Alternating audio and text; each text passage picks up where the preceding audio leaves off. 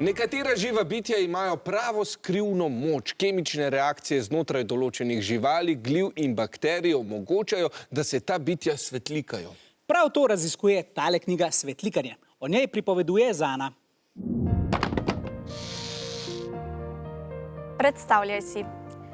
Topel poletni dan se je ravno prevesil večer. S kotičkom očesa zaznaš čudno svetlikanje v mraku. Približaš se morju, roko dvigneš iz vode in na koži se zasvetijo drobne zvezdice. Wow.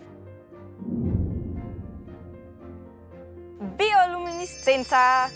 Kemične reakcije znotraj določenih živali, gliv in bakterij omogoča, da se nekatera bitja svetlikajo. In v tej knjigi izvemo vse o njih. Kar dobra fora, veš?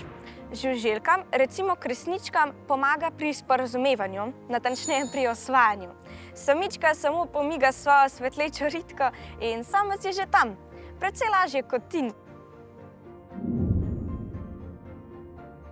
Jap, nekatera bitja recimo sprožijo svetlobni alarm ali pa svetlobni vrtiljak. S tem privabijo plenilce svojih plenilcev. Precej zvito. Nekateri pa z utripanjem zmedejo napadalce. Zdaj sem tu, zdaj me ni. Ne skrbi, sem že tukaj.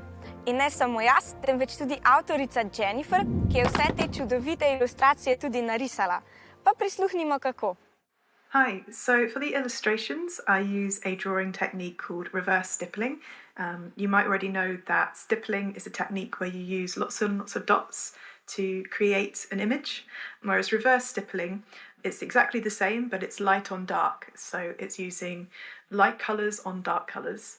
This is great for bioluminescence because the main thing that you're showing is light, and it gives this kind of sparkly, magical sense to the illustration. Hvala, Jennifer, za tole res sjajno knjigo. Jaz sem čisto razsvetljena. Hvala, Zana. Zdaj pa osvetlimo še vprašanje. Kako bi opisali odnos bioluminescentnih žuželk in plenilcev, ki jih privabi njihov svetlobni alarm? A. Zavajajoči odnos, B. Simbiotski odnos, C. Tekmovalni odnos ali D. Parazitski odnos? Po moje zavajajoči. Kjer dam? Zavajajoči odnos. Kar dolga diskusija, kaj bodo kliknili.